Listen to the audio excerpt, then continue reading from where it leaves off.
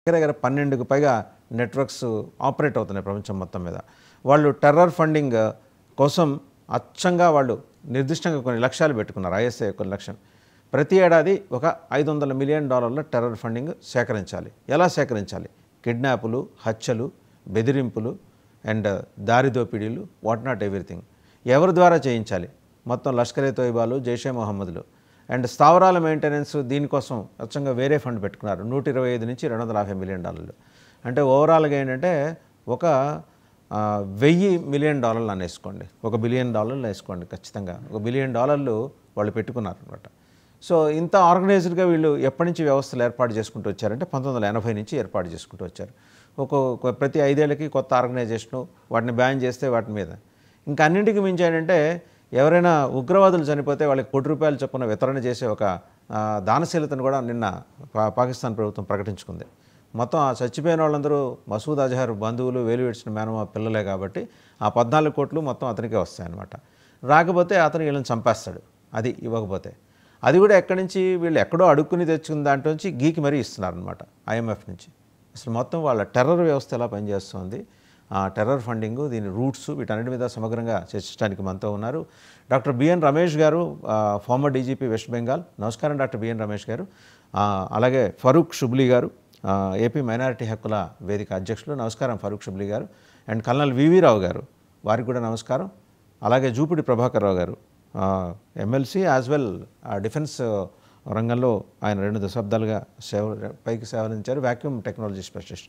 To start with doctor Ramesh garu, వాళ్ళ terror ఫండింగ్కి సంబంధించి వాళ్ళ యాక్టివిటీస్కి సంబంధించి Pakistan internal ministry of finance నుంచి ఒక పేపర్ బయటకు వచ్చింది. అంటే పేపర్ అంటే మొత్తం రాలా, 45 పేజీల డాక్యుమెంట్లో క్రక్స్ మాత్రమే బయటకు వచ్చింది. వాళ్ళు ఎలా ఆపరేట్ చేస్తారు, ఎంత చిత్తశుద్ధితోటి నిబద్ధతతోటి వాళ్ళు ఎలా పనిచేసుకుంటూ వాళ్ళు ఉగ్రవాదాన్ని క్రమశిక్షణగా ఎలా పెంచుకుంటూ వచ్చారనేది దాంట్లో చాలా సమగ్రంగా వివరించారు డాక్టర్ రమేష్ గారు. Yeah, we all are aware that in fact Khwaja, the defense minister himself, has accepted they have been working. వాళ్ళే ఒప్పుకున్నారు, వాళ్ళు ఒక టెర్రరిస్తాన్, ఆకంతిస్తాన్ వాళ్ళ దేశం పేరు అని అన్నట్టుగా ఆల్మోస్ట్ ఒప్పుకున్నారు. So it's not, I'm not at all surprised. In fact this is another tactic. ఎందుకంటే మీరు ఈ టెర్రర్ ఇన్స్టిట్యూషన్స్ని they have got 7 or 8 strategic objectives అండి. First objective is low cost war. ఒక ఫ్రంట్ ఆర్మీ తీసుకొని మీరు ఫైట్ చేస్తే దానికి ఎంత కాస్ట్ ఉంటుంది ఆర్మీకి. దానికి ఆర్డర్స్ ఉంటాయి, కమ్యూనికేషన్స్, సిక్యూబ్ ఉంటుంది, కంట్రోల్, కమ్యూనికేషన్ అండ్ కమాండర్. వీటికి కమాండర్ ఉండదు, కమ్యూనికేషన్స్ ఉండవు, కంట్రోల్ ఉండదు. ఇవి చాలా ఈజీగా స్ట్రైక్ చేయొచ్చు. రెండోది స్ట్రాటజిక్ డెప్త్ సర్వ్, పీస్ టైంలోనూ వార్ టైంలోనూ చేస్తారు. మూడోది డెనైబిలిటీ, అంటే పని చేసి మాకు తెలియదు మీరు ప్రూఫ్ చూపించమని అంటారు. ఇప్పుడు మొన్న కూడా అన్నారు కదా, మాకు ప్రూఫ్ చూపించండి అని. ఫాల్స్ ఫ్లాగ్ అంటారు. ఇది ఒకటి. మేము కూడా వస్తాం, మేము కూడా కోఆపరేట్ చేస్తాం అంటారు. వాడిని పట్టుకొని తీసుకొచ్చి మన జైల్లో ఉన్నాడు వాడు ఇప్పుడు ప్రస్తుతానికి. మీరు చెప్పారు కదా అమ్మవాడు అమెరికాకి తీసుకొచ్చాం. అయినా సరే వాళ్ళు డెనై దట్. కస్పాబ్ మావాడు కానే కాదని కూడా అన్నారు. Strategic deny. 4ది ఏంటంటే ఇది కోల్డ్ వార్ స్ట్రాటజీ. 5వ స్ట్రాటజీ ఏంటంటే 1000 కట్స్. 6వది లోకల్ ఇండాక్ట్రినేషన్, లోకల్ యూత్ని, డిస్కంటెంట్ యూత్ని రిక్రూట్ చేసుకోవడం. 7వది పీస్ఫుల్ టైంలో మ్యాప్స్ అవన్నీ కూడా రెడీగా పెట్టుకోవడం. 8వది స్లీపర్ సెల్ని డైరెక్ట్గా రన్నింగ్ సెల్ని స్లీపర్ సెల్గా మార్చుకోగలడం, అంటే కమ్యూనికేబిలిటీ అనమాట. 9వది ఏంటంటే డైరెక్ట్ ఇంటెలిజెన్స్, ఎనిమీ ల్యాండ్ అంటే భారత్ నుంచి ప్రతిరోజు ఇంటెలిజెన్స్ వెళ్ళిపోవడం. 10వది భారత్లో ఉండే ఈ కమ్యూనల్ ఇష్యూస్ ఉన్నాయి మనకి, హిందూ వర్సెస్ ముస్లిం అన్నది, దీన్ని ఎక్స్ప్లాయిట్ చేయడం. ప్రతిదాన్ని కూడా 2 దేశాల మధ్య ఉండే వైషమ్యం అన్న కారణం కాకుండా అది ఇప్పుడు ఎంత ఇదంటే వీళ్ళ స్ట్రాటజీ. ఒకనొక దేశపు ప్రెసిడెంట్ కూడా మొన్న ఈ మధ్య అన్నాడు, ఆయన పాసింగ్ 1000 years వార్ అని. ఆయన 1000 కట్స్ అన్నబోయి 1000 years వార్ అని అన్నాడేమో నాకు అనుమానంగా ఉంది. ఈ మన భుట్టో ప్రబోధించిన థియరీ. సో ఈ 10 స్ట్రాటజిక్ ఆబ్జెక్టివ్స్లో వాళ్ళు ఇప్పటిదాకా డెనైబిలిటీలో ఉన్నారు. మొన్న జరిగిన దీనికి డెనైబిలిటీ వదిలేశారు. ఈ రోజున డైరెక్ట్గా వస్తున్నారు. IMF ఫండ్స్ ఇచ్చారు వీళ్ళకి. మీరు దీని గురించి అర్థం చేసుకో. ఇంకోటి కూడా మీరు దాంట్లో ఇంకోటి మెన్షన్ చేస్తే బాగుండేది. ఈ హలాలా అనే కాన్సెప్ట్తో కూడా ఇస్లామిక్ ట్రాన్స్పోర్టేషన్, ఇప్పుడు రంజాన్ టైంలో జరిగే రంజాన్ ప్రేయర్స్ జరిగిన తర్వాత తినే దాంట్లో కొంచెం ఒక రకమైన GST, ఒక రకమైనటువంటి ఇస్లామిక్ GST లాగా కూడా మొత్తం వరల్డ్ అంతా కూడా వాళ్ళు కలెక్ట్ చేస్తారు. లేకపోతే టర్కీ ఎంత దూరం ఉంది పాకిస్తాన్కి, టర్కీకి పాకిస్తాన్కి ఎలాంటి సంబంధం లేదు. అజర్బైజాన్కి పాకిస్తాన్కి ఎలాంటి సంబంధం లేదు. వాడు జిగ్ని దోస్తులు కూడా కాదు. అలాంటి వాళ్ళు కూడా వచ్చి వీళ్ళకి సపోర్ట్ చేశారు. ఇదంతా ఏంటంటే టెర్రరిస్టుల మధ్య ఉన్నటువంటి ఒక యూనిటీ. నేను టెర్రరిజం చేస్తాను, నువ్వు చెయ్యి, నేను ప్రాబ్లం ఉన్నప్పుడు నా దగ్గర రా, నువ్వు ప్రాబ్లం ఉన్నప్పుడు నా దగ్గర వస్తాను. మూడో విషయము వీళ్ళకి చాలా హెల్ప్ఫుల్గా ఉంది. మీరు ఒక్కటి అబ్జర్వ్ చేస్తే 1971లో ఇజ్రాయెల్ అండ్ అరబ్ వార్ జరిగిందండి. ఆ తర్వాతనే ఈ అరబ్ లీగ్ ఫార్మేషన్ అప్పటిదాకా అయినప్పుడు కూడా అరబ్ లీగ్ చాలా స్ట్రెంగ్గా మారిపోయి ఈ ఆయిల్ యాజ్ వెపన్ ఆఫ్ వార్గా ఎమర్జ్ అయింది. ఇప్పుడు వీళ్ళందరికంటే సపోర్ట్ చేసే వాళ్ళందరూ కూడా ప్రెసిడెంట్ ఆఫ్ యునైటెడ్ స్టేట్స్కి కూడా $400 మిలియన్ ఇచ్చింది. ఒక చిన్న ఖతార్ అనే దేశం, ఒక ఢిల్లీ అండ్ ముంబై కూడా కలిపితే అంత చిన్న దేశం, అది $400 మిలియన్ ఆయనకి ఒక గిఫ్ట్ ఇచ్చింది. అంటే మీరు అర్థం చేసుకోండి ఎంత డబ్బులు ఉన్నాయి వీళ్ళ దగ్గర. సో మీరు నన్ను కనుక చిన్నది, ఎందుకంటే మీరు మళ్ళీ నాకు సమయం వస్తుందో రాదో తెలియదు, అందుకే ముందే చెప్తున్నాను. నా ఉద్దేశంలో దీనికి ఒకటే solution, dry up the oil weapons, oil money. That is only possible when we rely on టెస్లాస్ electrical designs, when we rely on solar energy, when we will reduce the imports of oil, when మళ్ళీ కూడా ఈ షేకులు వీళ్ళందరూ కూడా ఒంటెల మీద ఖర్జూరాలు వేసుకొని ఖర్జూర్ అని అమ్ముకునే స్థాయికి వచ్చినప్పుడు మాత్రమే ఈ టెర్రరిజం, ఈ ఫైనాన్స్ తగ్గుతుంది. ఎందుకంటే అయాచితంగా వచ్చిన ఫైనాన్స్, రెస్పాన్సిబుల్గా రాకుండా వచ్చిన ఫైనాన్స్ మన ఇళ్లలో గనక ఒకడికి ఎవరికన్నా గనక లంకె బిందులు దొరికితేనో లేకపోతే లాటరీ టికెట్ వస్తానో వాడు పొద్దున రాత్రి మధ్యాహ్నం తాగి తందనాలు ఆడతాడో, అదే రకంగా ఒక స్టేట్ కనుక ఈ రకంగా డబ్బులు వస్తే పరిశ్రమ లేకుండా వాడు ఇదే రకంగా ఉంటుంది. ఇందులో ఆశ్చర్యపడాల్సిన విషయం ఏమి లేదు. రైట్ రమేష్ గారు, మళ్ళీ మీ దగ్గరకు వస్తాను. కల్నల్ వివిరావు గారి దగ్గరికి వెళ్దాం. కల్నల్ వివిరావు గారు, గ్రౌండ్ నుంచి మీరు చాలా దగ్గర నుంచి చూస్తుంటారు ఇలాంటి వాళ్ళ టెర్రర్ ఆపరేషన్స్. అంటే as part of your duties ఎక్కువగా మీరు చాలా దగ్గర సమీపం నుంచి చూస్తుంటారు కదా వీళ్ళ యాక్టివిటీస్. వీళ్ళ ధోరణి ఎలా ఉంటుందండి దాడులకి తెగబడేప్పుడు? ధోరణి అంటే ఫండమెంటలిజం మొత్తం జీర్ణించిపోయింది. ఎప్పుడైతే 1979లో రష్యా ఆఫ్ఘనిస్తాన్ని ఆక్యుపై చేసిందో, అమెరికా దానికి కౌంటర్గా పాకిస్తాన్ ద్వారా హెల్ప్ తీసుకుంది. ఆ టైంలోనే ఈ ఆర్గనైజేషన్స్ మొదలైనప్పుడు చాలా ఫండింగ్, ఈ అమెరికన్ ఫండింగ్ కూడా చాలా వరకు వచ్చింది. అందులో దాదాపు 28-30 ఆర్గనైజేషన్ స్టార్ట్ చేశారు ఒకసారిగా పాకిస్తాన్లో. అదే టైంలో జనరల్ జియా కూడా అఫీషియల్గా 28,000 మద్రసాస్ ఆయన పాకిస్తాన్లో ఫండమెంటలిజంగా స్టార్ట్ చేశారు. దాంతో చాలా బ్రీడింగ్ గ్రౌండ్ అయ్యి వీళ్ళందరూ టెర్రరిజంకి మంచి రిక్రూట్ బేస్ దొరికారు. అలాగే ఆఫ్ఘనిస్తాన్లో ఉన్నవాళ్ళు చాలా వార్ హార్డెండ్ అయిపోయి, అంటే వాళ్ళు ట్యాంకులతో యుద్ధం చేసి మిసైల్స్ వాడి, తర్వాత గన్స్ వాడి, రైడ్స్, అంబుషెస్ ఇటువంటివన్నీ చేసి ఆన్ గ్రౌండ్ ట్రైనింగ్ తీసుకుని వీళ్ళందరూ లష్కరే తోయిబా మెయిన్లో ఆ రోజుల్లో ఇది మెయిన్ అగ్రసంస్థ వీళ్ళు రావడం జరిగింది. వీళ్ళు మిగతా అంటే తర్వాత ఎప్పుడో కొన్ని ఆర్గనైజేషన్స్ ఫినిష్ అవ్వడం కూడా జరిగింది, కొన్ని ఆర్గనైజేషన్స్ కొత్తగా రావడం కూడా జరిగింది. అందులో మసూద్ అజార్ది కొత్తగా వచ్చింది, 2000లో వచ్చింది. వీళ్ళందరికీ ఫండింగ్ ఏంటంటే బేసిక్ ఐఎస్ఐ కోఆర్డినేట్ చేస్తుంది హైయర్ రీజన్స్లో, అంటే హైయర్ ఎష్లాన్స్లో.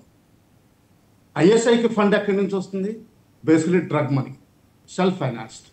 దాదాపు 800 మిలియన్ వాళ్ళు సంవత్సరానికి డ్రగ్ మనీ మీద జనరేట్ చేస్తారని ఐఎస్ఐది వైట్ పేపర్ ఉంటుంది, అంటే రీసెర్చ్ పేపర్స్ ఉన్నాయి. దీన్ని వేరియస్ కార్యకలాపాలకి వాడతారు. సో వీళ్ళకి బ్లాక్ మనీ అక్కడి నుంచి అందుతుంది. ఇంకా డీటెయిల్గా చూస్తే ఏంటంటే లష్కరే తైబాకి జమాతుల్ దావా అని చెప్పి ఒక ఎన్జిఓ ఉంది. బేసికలీ జమాతుల్ దావా నుంచి లష్కరే తైబా బయట ఒక మిలిటరీ వింగ్ కింద కనిపించేది. ఈ జమాతుల్ దావా దాదాపు 2200 ఆఫీసెస్ ఉన్నాయి మొత్తం పాకిస్తాన్లో. అంటే right up to taluka important village level వరకు ఉన్నాయి. ప్రతి మసీదులోనూ వాళ్ళకి ఇంపార్టెంట్ సే ఉంది. అక్కడ ఇండివిజువల్ కనెక్షన్స్ చేస్తారు. దానివల్ల ఏమవుతుందంటే మాస్ బేస్ పెరుగుతుంది. ఈ మాస్ బేస్ పెరిగినప్పుడు ఏమైందంటే ఈ ఎన్జిఓ యాక్చువల్గా పాకిస్తాన్లో మోస్ట్ ఎఫెక్టివ్ ఆర్గనైజేషన్ కింద తయారైంది. ఎప్పుడైతే పాకిస్తాన్లో ఒక మేజర్ ఎర్త్క్వేక్ వచ్చిందో, పాకిస్తాన్ కంప్లీట్ సివిలియన్స్ కూడా ఒక స్టేట్మెంట్ ఇచ్చారు. గవర్నమెంట్ ఆర్గనైజేషన్ మెషినరీ కంటే లష్కరే తైబా అదే జమాతుల్ దావా అంబులెన్సెస్ తోటి, మెడికల్ ఎయిడ్ తోటి, క్లోతింగ్ తోటి, ఫుడ్ తోటి, వీటన్నిటితోటి ఫస్ట్ కల్నల్ వీరావు గారు, ఇది కొంచెం ఎస్టానిషింగ్గా ఉంది. అంటే వాళ్ళకు కూడా ఈ మానవీయ కోణం ఉంటుందా టెర్రరిస్ట్ సంస్థలకు కూడా? ఎస్, ఇది ఫస్ట్ బేసిక్ ఆర్గనైజేషన్ జమాతుల్ దావా, అందులో మిలిటరీ వింగ్ కింద లష్కరే తైబా వచ్చింది. Okay okay. సో ఈ విధంగా ఫండ్ కలెక్షన్ కూడా అది చాలా పాపులర్ అయింది. ఎర్త్క్వేక్ అప్పుడు first organisation to react all over Pakistan Jamatul Dawa అంటే బేసిక్లీ లష్కరే తైబా. ఎందుకంటే వాళ్ళకున్న ఆఫీసెస్, క్యాడర్ స్ట్రక్చర్, ఇంపార్టెంట్ ఆఫీసులు, అందులో కూడా ప్రాపర్ ఏదో గవర్నమెంట్ నడుపుతున్నట్టు వేరియస్ ఫైనాన్షియల్ పవర్స్, కమాండర్స్, వాళ్ళకి పొలిటికల్ కమాండర్ ఒకటి ఉంటాడు, మిలిటరీ కమాండర్ కూడా ఒకటి ఉంటాడు. రైట్. మిలిటరీ కమాండర్ ఏమో రిక్రూట్మెంట్, ట్రైనింగ్, తర్వాత ఫ్యూచర్ ప్లేస్మెంట్, ఎక్కడికి పంపించాలి. ఎందుకంటే వీళ్ళు కొన్నిసార్లు చెచెనియాలో కూడా ఆపరేట్ చేశారు. అలాగే సెంట్రల్ ఏషియన్ రిపబ్లిక్స్ లో ఆపరేట్ చేయాలని చూశారు, కానీ అంత జరగడం లేదు. ఇంకా చూస్తే ఏంటంటే ఆల్ఖైదా తోటి ఒక అంబ్రెల్లా ఆర్గనైజేషన్ లో ఒకసారి జాయిన్ అవ్వాలని చూశారు, కానీ అది మరి ఎందుకంటే ఈవెన్ పాకిస్తాన్ కూడా వీళ్ళని కంట్రోల్లో పెట్టుకోవడానికి డివైడ్ అండ్ రూల్ పాలసీ కింద వీళ్ళకి అంబ్రెల్లా ఆర్గనైజేషన్ సక్సెస్ఫుల్ అవ్వలేదు. అలాగే కొంతవరకు ఐసిస్ తోటి విభేదాలు వచ్చినాయి. దాని తర్వాత ఆఫ్ఘనిస్తాన్లో ప్రస్తుతం ఉన్న ఐసిస్ సెల్స్ కి వీళ్ళకి విభేదాలు ఉన్నాయి. తాలిబాన్ తోటి ఒకప్పుడు సత్సంబాలు ఉండేవి, ఇప్పుడు ఆఫ్ఘనిస్తాన్ తాలిబాన్ తోటి సత్సంబాలు మాత్రం లేవు. పాకిస్తాన్ తాలిబాన్, తెరికే తాలిబాన్ వీళ్ళకి యాంటీగానే ఉంది. దీనివల్ల ఏంటంటే ఇన్కమ్ ట్యాక్స్ బెనిఫిట్స్ వస్తాయి. తర్వాత ల్యాండ్ అలాట్మెంట్, గవర్నమెంట్ 200 ఏకర్స్ పైన లాహోర్ అంటూ అటువంటి సిటీ అవుట్స్కట్స్ లో అలాట్ చేయడం జరిగింది. మనం ఇండస్ట్రియల్ ఏరియాస్కి ఎలా అలాట్ చేస్తామో అలాగా ప్రాపర్ అలాట్మెంట్ జరిగింది. సో ఈ విధంగా ఏంటంటే ఈ ఎన్జిఓ ఆర్గనైజేషన్స్ ఏదైతే వీళ్ళ ఫ్రంట్స్ ఉంటాయో వీటిని రూట్స్ తీసుకోవడానికి చాలా హెల్ప్ చేస్తుంది. రూట్స్ తీసుకున్న తర్వాత వీళ్ళకి పబ్లికేషన్స్ కూడా ఉంటాయి, ప్రాపర్ పబ్లికేషన్స్. ఆల్ దవా అని చెప్పి ఒక మ్యాగజైన్ పబ్లిష్ చేస్తారు, న్యూస్ పేపర్స్ పబ్లిష్ చేస్తారు. ఒకప్పుడు రేడియో అంటే ఎఫ్ఎం రేడియో టైప్ ఎస్టాబ్లిష్ చేయాలని చూశారు, కాకపోతే జనరల్ ముషరఫ్ టైంలో ఇవి క్లోజ్ అయిపోయినాయి, అంటే ఆ రేడియో స్టేషన్ క్లోజ్ అయిపోయింది. ప్రింట్ పబ్లికేషన్స్ మాత్రం నడుస్తూనే ఉంటాయి. అలాగే వాళ్ళకి ప్రాపర్ ప్రింటింగ్ ప్రెస్, ఎందుకంటే టెర్రరిస్ట్ వాళ్ళకి ఫ్యాంప్లెట్స్ ప్రింట్ చేయాలి, మోటివేషన్ ప్రింట్ చేయాలి. ఎందుకంటే జమ్మూ కాశ్మీర్లో చాలా మంది ఇళ్లలో రైడ్ చేసినప్పుడు ఈ మ్యాగజైన్స్ మన ఇండియన్ ఆర్మీకి దొరికాయి ప్రాపర్గా. దీనిలో పాస్ట్ అంటే 1989 నుంచి ఇంపార్టెంట్ టెర్రరిస్టులు జమ్మూ కాశ్మీర్లో ఎవరు ఆపరేట్ చేశారో వాళ్ళ గురించి మోటివేషనల్ స్టోరీస్, ఇండియన్ ఆర్మీ చేస్తున్న అట్రాసిటీస్ అన్నట్టుగా చాలా ప్రింటింగ్ జరుగుతుందని ప్రాపర్ జర్నలిస్టులు కూడా ఉన్నారు. అలాగే వీళ్ళకి మెయిన్ ఇంపార్టెంట్ ఫోకస్ చేసింది అకాడమిషియన్స్ మీద కూడా ఫోకస్ చేశారు, ఎస్పెషల్లీ లాయర్స్, తర్వాత కొంతవరకు డాక్టర్స్. ఎందుకంటే వీళ్ళకి మెడికల్ ట్రీట్మెంట్ కూడా చాలా కావాలి. ఈవెన్ కాశ్మీర్లో కూడా ఒకప్పుడు 1994 వాళ్ళది పీక్లో ఉన్నప్పుడు లష్కరే తోయిబాకి దాదాపు 800 to 1000 క్యాడర్స్ ఉండేవాళ్ళు. మిగతా 3000 క్యాడర్స్ దాదాపు వేరే 28 ఆర్గనైజేషన్స్ ఉండేవారు. కానీ 1000 పీపుల్కి మెడికల్ ట్రీట్మెంట్ కోసం ఆ రోజుల్లో కొంతమంది డాక్టర్స్ అంటే ప్రొఫెషనల్ డాక్టర్స్ని కూడా ఇండక్ట్ చేయడం జరిగింది. ఇంత పకడ్బందీ ఆర్గనైజేషన్ ఉంటున్నాయి. మా యథాలాపంగా ఏదో ఈ రోజు లేచి ఏదో యాంటీ ఇస్లామిక్ ఎదురుగా జిహాద్ చేద్దామన్నారు.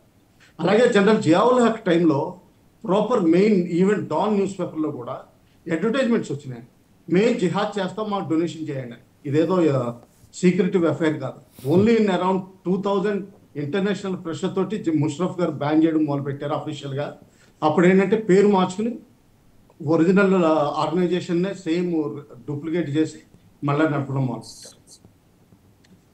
తర్వాత ఇంకోటి ఏంటంటే వీళ్ళ క్యాడర్స్ యూరోప్లో కూడా చాలా వరకు స్ప్రెడ్ అయిపోయి ఉన్నారు. ఆల్మోస్ట్ కంప్లీట్ 28 మెంబర్స్ యూరోపియన్ స్టేట్స్లో వాళ్ళ రిప్రజెంటేటివ్స్ ఉన్నారు. అక్కడి నుంచి కూడా ఫండ్స్ ఆర్గనైజ్ అవుతాయి. వాళ్ళే లాబీ గ్రూప్స్ కూడా పనిచేస్తారు. ఇన్ఫ్యాక్ట్ దే పే ఇన్ యూకేలో వాళ్ళు లాబీ గ్రూప్స్కి పే చేసినట్టు చాలా రిపోర్ట్స్ వచ్చినాయి, రిసిప్ట్స్ కూడా ఆ రోజుల్లో దొరికినాయి.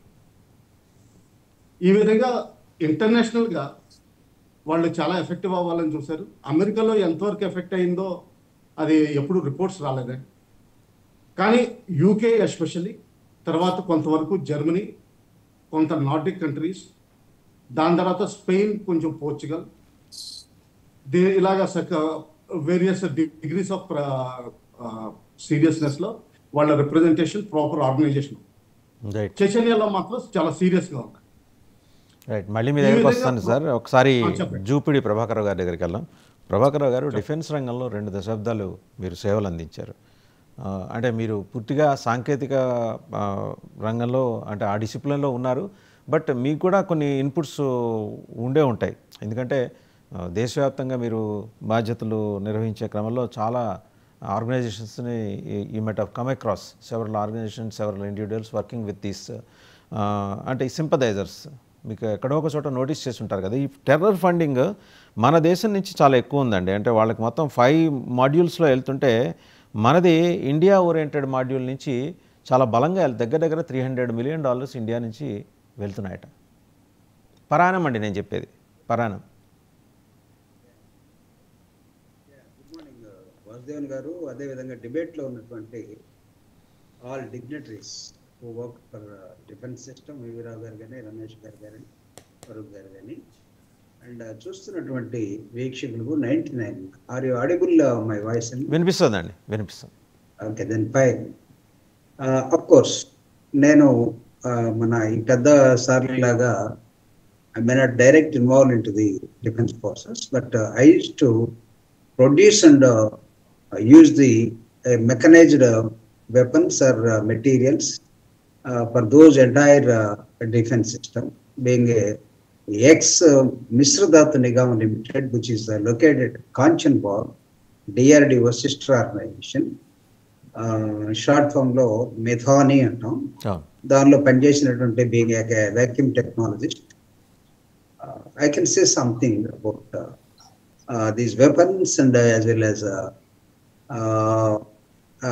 the basics of recruitment systems, or how they are dedicated to what they believe, the terrorist groups and all. And ikkada simple nutshell lo cheppalante, since all our frontal organization officers అక్కడ ఉన్నారు కాబట్టి మీరు line లో తీసుకోవటం చాలా సంతోషంగా ఉంది. Even to interact with those people now. I am very much enthusiastic today morning Vasudevarao గారు, ఎందుకంటే ఇలాంటి పెద్ద ఫోర్ ఫ్రంట్ లో ఉండేటువంటి నాయకుల్ని తీసుకొచ్చారు. సో ఈ మేము వాడే ఈ గన్ బ్యారల్స్, ట్యాంకర్స్ లో వాడే ఇప్పుడు గన్ బ్యారల్స్ ఏమన్నా జనరల్ గా ఇవన్నీ కూడా హ్యూజ్ ప్రొడక్షన్ ఫ్రమ్ మెథాని. Of course, DRDO sanction all the laboratory and specifications and all after laboratory test from DMRL, DLRL, DRDO, and RCI, BDL, and BEL, and Meghani, as well as the మనకి ఎద్దుమైలారంలో defence system ఉంటుంది. ఎద్దుమైలారం మన హైదరాబాద్ పక్కన ఉన్నటువంటి శివారు. ఇవన్నీ మేము చూసినప్పుడు of course army forces కావాల్సినటువంటి వెపన్స్ అన్ని మేము కోర్స్ స్పేస్ ఆర్గనైజేషన్ లో ఉండేటటువంటి మ్యారేజింగ్ స్టీల్ కానీ, లేకపోతే లైట్ వెయిట్ మెటీరియల్ టైటానియం కానీ, అండ్ 304 స్పెషల్ అలాయ్ స్టీల్ కానీ, వీటితో పాటు రిమైనింగ్ అదర్ ఇన్స్ట్రుమెంట్స్, ఇవన్నీ కూడా మేము తయారు చేస్తాం. But our major market is defence వాళ్ళే మా దగ్గర తెచ్చుకుంటారు. మీరు అన్నట్టుగా డిఫెన్స్ నుంచి లేకపోతే ఇంకో చోట నుంచి మా మెటీరియల్ వీళ్ళకి ఇలాంటి గూగుల్కి పోయినా ఆశ్చర్యం పడాల్సిన అవసరం లేదు. Whence it the I mean the market, అక్కడి నుంచి ఎటువంటి వెళ్తాయో, వీళ్ళకి వెపన్స్ ఎక్కడి నుంచి వస్తున్నాయి, వీళ్ళకి గన్ బ్యారల్ ఎక్కడి నుంచి వస్తుంది, ట్యాంకర్లో వాడే గన్ బ్యారల్ ఎక్కడ వస్తుంది, వీళ్ళకి త్రిశూలకు కావాల్సినటువంటి మెటీరియల్ ఎక్కడి నుంచి వస్తుంది, ఇవన్నీ చూసినప్పుడు దేర్ ఆర్ చాలా ఫిల్ట్రేషన్స్ ఉంటాయి. వీటన్నిటి కూడా కొన్నిసార్లు అది interest of the society, and now of course I am into YSR Congress Party General Secretary, and previously when I was working or when I was studying, I was into Progressive Students Organization. I used to read all the left forces and Naxalite groups, as well as the these type of terrorist groups, how they function. Have you come across అంటే have you ever come across, మీరు పీడిఎస్యూలో ఉండగా ఇలాంటి militant organisations అనుబంధ సంఘాలు, అంటే నేరుగా వాళ్ళు రారనుకోండి, ఆ అనుబంధ సంఘాలతోటి వాళ్ళ సింపథైజర్స్, అనుబంధ సంఘాలు కూడా అన్ను నేను, ఆ సానుభూతి పరులతో ఎప్పుడైనా మీరు మాట్లాడటం జరిగిందా? And see, now I can't reveal all these things because it is not the even age time. అయిపోయిందిలేండి, అది గతం, చరిత్ర. See, after 75 and 90s, ఈ నాకు తెలిసి ఈ టెర్రరిస్ట్ ఆర్గనైజేషన్స్ అన్ని కూడా, అఫ్ కోర్స్ మనం 47లో విడిపోయినప్పుడు కూడా Pakistan India, I don't think ఎందుకు the Pakistan and selected the way of and producing terrorists entire world lo ee Pakistani production center lo unnatuvanti terroristlu enduku ee vidhanga tayarayunnaru. Of meer cheppinatuvanti anekamaina Jaisalmer groups gaani leకపోతే ఇక్కడ మీరు ఇచ్చినటువంటి అనేకమైన ఈ terrorist groups వాళ్ళందరికీ birth place ఎక్కడనే మనం caste certificate లోనో లేకపోతే ఇంకో రిక్రూట్మెంట్ దానిలో అప్లికేషన్ అడిగితే where from you took your birth అని అడిగితే మిగతా వాళ్ళు ఏదైతే పెడతారు. బట్ ఈ టెర్రరిస్ట్ మొత్తం పాకిస్తాన్ అనే పెట్టాల్సినట్టు అవకాశం వచ్చింది. సో ఫండింగ్ సిస్టమ్ వచ్చినప్పుడు of course the interested groups ఒక పక్క ప్రపంచవ్యాప్తంగా ఉన్న ప్రపంచ పోలీస్ అని చెప్పుకునేటప్పుడు, లేకపోతే కంబైన్డ్ యుఎస్ఎస్ఆర్ గా ఉన్నటువంటి సోవియట్ రష్యా కానీ, లేకపోతే వాటికి ఈక్వల్ గా రైట్ ఫోర్సెస్ గా కనబడినటువంటి లండన్, ఐ మీన్ బ్రిటన్ కానీ, ఇవన్నీ చూసినప్పుడు తర్వాత జర్మనీ, అంటే we have to come across along with the weapons and as well as the world politics, how it has been influenced the entire world అనే దానికి వచ్చినప్పుడు Asian reason లో పాకిస్తాన్ మనకి ఎవరు ఎనిమిగా ఎంచుకున్నారో తెలియదు. భారతదేశమే ఎనిమినా లేకపోతే ఎంటైర్ వరల్డ్ లో ఎక్కడున్నా వీళ్ళు పని చేసుకోవచ్చా? The way they recruited, the way they have given training and the way the train people the sacrifice there lifes. మిలిటరీలో కూడా అంత సాక్రిఫైజేషన్ ఉంటుందేమో నేనైతే అనుకోను. ఒక వ్యక్తి తనంతట తాను మరణించడానికి సిద్ధపడిపోయి ఒక సిద్ధాంతాన్ని నమ్ముకొని ఆ సిద్ధాంతం చుట్టూరే జీవితం అంతా తిప్పేసి ఎక్కడికి వెళ్తున్నాడో ఏమో తెలియకుండా, మన దగ్గర కూడా ఇండియాలో కూడా చాలా గ్రూప్స్ ఉన్నాయి, not only terrorist groups, there are other groups also. మనం అనుకుంటాం కనబడితే కమ్యూనిస్ట్ లో, నక్సలైట్ లో టెర్రరిస్ట్ అనుకుంటాం. ఈవెన్ రైట్ ఫోర్సెస్ లో కూడా డెడికేటెడ్ క్యాంప్స్ నడిపే సిస్టమ్స్ మనకు ఉన్నాయి. నేను I can't speak out and tell out the names. Even మన పరిపాలనలో ఉండే రాజకీయ పార్టీలు కూడా వాళ్ళకి కావాల్సినటువంటి సిస్టంలో నడిపేటటువంటి ఆ కమిటెడ్ సూసైడ్ గ్యాంగ్స్ ని కొన్ని తయారు చేసి పెట్టారు. మీరు చెప్పేది హిందూ ఉగ్రవాదులు కూడా ఉన్నారంటారు అంతే, కాషాయ ఉగ్రవాదులు. Whatever it may be. నేను ఇక్కడ మనం కొన్నిటికి నేను నేమ్స్ పెట్టి కొన్నిటికి వదిలేస్తే బాగుండకపోవచ్చేమో. Because when you see the entire world and the way the wars have happened and తర్వాత స్ప్లింటర్ గ్రూప్స్ గా వచ్చినటువంటి ఆల్ ఆర్గనైజేషన్స్, ఇందాక వీరా గారు చాలా స్పష్టంగా విత్ లిటరేచర్ అండ్ ఇంతకుముందు చనిపోయినటువంటి వాళ్ళ త్యాగాలు దేనికోసం అని చూసినప్పుడు మనం వి కాంట్ డిఫైన్ పర్ఫెక్ట్లీ దేనికోసం. నిజంగా వాళ్ళు జిహాదీ అంటారు, లేకపోతే ఇంకొకళ్ళు విప్లవం వర్దిల్లాలంటారు, లేకపోతే ఇంకొకళ్ళు దేనికోసం ఆ ఎథిక్స్ గ్రూప్స్ కానీ, లేకపోతే క్యాస్ట్లు కానీ, లేకపోతే ఇండియా నుంచి ఫండింగ్. ఇక్కడ మనకి మేజర్ కన్సర్న్ ప్రభాకర్ జూపుడి గారు, ఇండియా నుంచి ఫండింగ్ 250 నుంచి $300 మిలియన్ పర్ యానం ఇండియా నుంచి ఫండింగ్ వెళ్తుంది. ఇది మనకి మేజర్ కన్సర్న్. దీనికి ఎక్కడో what is surprise in it sir? No, ఇప్పుడు ఒక పొలిటికల్ పార్టీ నడపాలంటే ఫండింగ్ ఎక్కడి నుంచి వస్తుంది? You tell me. ఒక పొలిటికల్ పార్టీ నడపాలంటే from where they are getting funding? Simple, it is simple as well as that only. ఇప్పుడు మీరు ఎలక్షన్ కమిషన్కి వెళ్ళి వాళ్ళ ఆ పార్టీ స్ట్రక్చర్లోకి వెళ్ళి వాళ్ళు చెప్పినటువంటి ఫండింగ్ విధానం ఏంటి? మీరు ఒక క్యాండిడేట్ ఒక ఎలక్షన్ నిలబడాలంటే how much they have to spend, ఒక ఎమ్మెల్యే కానీ ఒక ఎంపీ కానీ. But practically how much they are spending, from where they are getting. ఇప్పుడు ఇండస్ట్రియలిస్టులు కానీ, లేకపోతే చిన్న చిన్న బిజినెస్ మ్యాన్లు కానీ, లేదా బ్యూరోక్రాట్స్ కానీ, లేకపోతే ఆ కమ్యూనిటీకి, ఆ గ్రూప్కి, ఆ సెక్షన్కి సంబంధించినటువంటి ఆఫీసర్స్ కానీ, లేదా డబ్బున్న వాళ్ళు కానీ, ఫెడరల్ సిస్టంలో మనకి తెలియదేముంది, చిన్నోడు కొట్టేసి పెద్దోడు తీసుకోవటమే. సో వీళ్ళందరికీ డబ్బులు ఎక్కడి నుంచి వస్తున్నాయి? It is simple. Democratic process లో ఎక్కడ వైట్ గా మనీగా మన వాళ్ళు తీసుకొని వెళ్తూ ఉన్నారో I mean as well as that ఈ టెర్రరిస్ట్ గ్రూపులు కానీ అదర్ గ్రూప్స్ కానీ అదే విధంగా ఒకటి దగ్గరే, నేను చెప్తున్న ఆంధ్రప్రదేశ్ లో నేను ఒక చేపల చెరువులో ఫ్యాక్టరీ నడిపే ఒక యజమాని దగ్గర నుంచి నేను చెప్తాను. కాంగ్రెస్ వాడు అక్కడి నుంచే డబ్బులు తీసుకుంటాడు, కమ్యూనిస్ట్ వాడు అక్కడి నుంచే డబ్బులు తీసుకుంటాడు, బీజేపీ వాడు అక్కడి నుంచే డబ్బులు తీసుకుంటాడు, చిన్న చిన్న కమ్యూనిస్ట్ నక్సలైట్ గ్రూప్స్ అక్కడి నుంచే డబ్బులు తీసుకుంటాయి, వాళ్ళతోటి క్యాస్ట్ సిస్టమ్ అక్కడి నుంచే ఆర్గనైజేషన్ తీసుకుంటారు.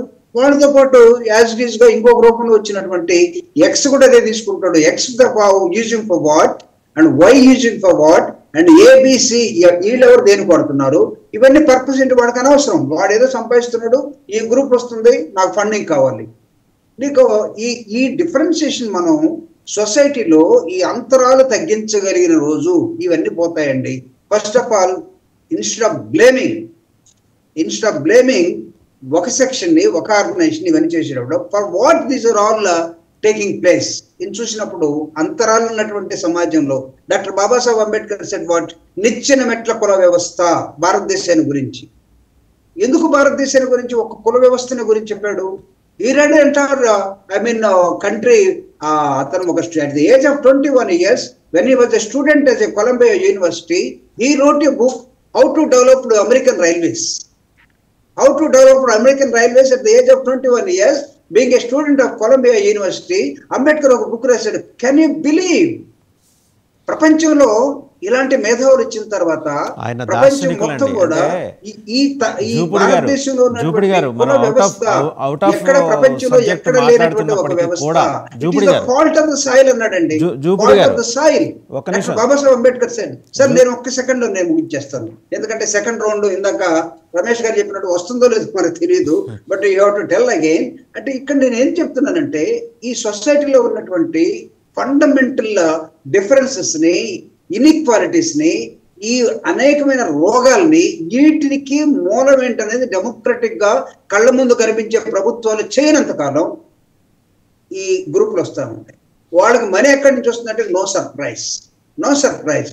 వాళ్ళకి ఎక్కడ ప్రింటింగ్ ప్రెస్లు ఉన్నాయంటే నో సర్ప్రైజ్. వాళ్ళు ఇల్లే ప్రింటింగ్ ప్రెస్, వాళ్ళు ఇల్లే ఒక కుటీర పరిశ్రమలు అయిపోయినాయి సార్ నవ్ డేస్.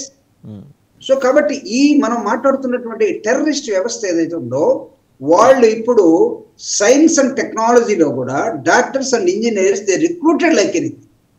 మనం మిలిటరీలోనో లేకపోతే పబ్లిక్ సెక్టర్స్ లోనో డిఫెన్స్ ఆర్గనైజేషన్ లోనో లేకపోతే సాఫ్ట్వేర్ లోనో ఇప్పుడు ఉద్యోగం కోసం మన జీవితం గడపడం కోసం మనం ఎలా చేరుతున్నామో వాళ్ళు వాళ్ళ కోసమే, వాళ్ళ దేశాని కోసమే, వాళ్ళ నమ్మిన సిద్ధాంతం కోసమే they also recruiting like that. And otherwise, how 1980s to 2025, how these operations are surviving? If government is focusing properly, no, one thing, there is no surprise. Even the border forces, అక్కడుండే employees కూడా టెర్రరిస్టులకి వాళ్ళ ఆయుధాలని ఇచ్చేసి supply చేసేసో అయితే suspend అవుతాం, లేకపోతే మళ్ళీ reinstate అవుతాం అనే దశలోకి వెళ్ళిపోయారు. ఎక్కడి నుంచి వస్తున్నాయి డ్రగ్స్ మీరు చూడండి. All border forces for example ఇది తీసుకోండి. మాకు ఇప్పుడు ఉన్నటువంటి ఆంధ్రప్రదేశ్లో ఉన్నటువంటి శ్రీకాకుళం ఏరియా కానీ లేకపోతే నర్సీపట్నం కానీ లేకపోతే ఇంకొక ఆ ప్రాంతంలో ఉన్నటువంటి ఏరియాస్ కూడా మనకి ఈ కొకైన్ ఎక్కడి నుంచి వస్తుంది? ఆ ఫీల్డ్స్ లో, ఆ కొండల్లో, ఆ గుట్టల్లో ఎవరు పండిస్తూ ఉన్నారు? Tribal groups. మీరు ప్రాపర్ గా దేశం అడ్రస్ చేస్తున్నట్లయితే ట్రైబల్ గ్రూప్స్ ఎందుకు వెళ్తారండి ఈజీ మనీ కోసం? ఎందుకు ఫారెస్ట్ లో ఉన్నటువంటి ఒకసారి మనం ఫరూక్ షుబ్లీ గారి దగ్గరికి వెళ్దాం. జూపిడి గారు ఒకసారి మనం మీరు అవుట్ ఆఫ్ కాంటెక్స్ట్ అని అంబేద్కర్ గారి గురించి ప్రస్తావించడం నాకు ఆనందం కలిగించింది. దార్శనికుడు ఆయన. హీ వాస్ మిస్అండర్స్టూడ్ బై ప్రపంచవ్యాప్తంగా. ఆయన అర్థం చేసుకున్న వాళ్ళకన్నా అర్థం చేసుకున్న వాళ్ళ సంఖ్య ఎక్కువ ఉంది. మహాదార్శనికుడు. ఆయన గురించి మనం ఖచ్చితంగా ఇంకో రోజు మాట్లాడుకోవాలి. ఎంత మాట్లాడుకున్నా తక్కువే ఆయన గురించి. షుబ్లీ గారి దగ్గరికి వెళ్దాం. షుబ్లీ గారు 250 నుంచి $300 మిలియన్ భారతదేశం నుంచి మనం అనేదో అంటారండి మీరు మీ పరిభాషలో జమాత్ అంటారా? రంజాన్ మాసంలో సేకరిస్తారు కదా ఆ డబ్బు, జకాత్. ఆ జకాత్ పాకిస్తాన్ వెళ్తుంది ఈ టెర్రర్ ఆర్గనైజేషన్స్కి. అందులో 90% వెళ్తుంది. మీరు మంచి మనసుతో ఇస్తారు, కానీ తీసుకున్న వాళ్ళు, దాన్ని ఆపరేట్ చేస్తున్న వాళ్ళు అక్కడికి పంపిస్తున్నారు. సాధారణ ముస్లింకి ఇదంతా తెలియదు. ఆయన ఏంటంటే ఆ పవిత్ర మాసం కాబట్టి దేవుడి కోసం ప్రార్థనలు చేసి పేదల కోసం ఇది వెళ్ళాలనే ఒక సత్సంకల్పంతో ఇస్తే అది కాస్త పక్కదారి పట్టి పాకిస్తాన్ వెళ్ళిపోతుంది. సార్ వాసుదేవ్ గారు, మీకు ప్యానెల్లో ఉన్న పెద్దలకి 99 టీవీ ప్రేక్షకులందరికీ కూడా నమస్కారం అండి, గుడ్ మార్నింగ్. హిందీలో ఒక సామెత ఉంది, ఆ సామెత బాగా గుర్తుకొస్తుంది సార్ నాకు. ఆ సామెత ఏంటంటే నాశనాన్ని ఆయాతో అంగం తేడా అంట. అంటే మీకు అర్థమైంది అనుకుంటున్నాను నేను. దానికి కరెక్ట్ గా తెలుగులో వర్షన్ చూస్తే కనుక మీకు మీరే చెప్పగలరు దానికి. అది నాశనాన్ని ఆయాతో అంగం తేడా అన్నట్టుగానే ఉంది వ్యవహారం చూస్తుంటే. ఎందుకంటే నోట్ల రద్దు మేము చేసింది దేనికండి?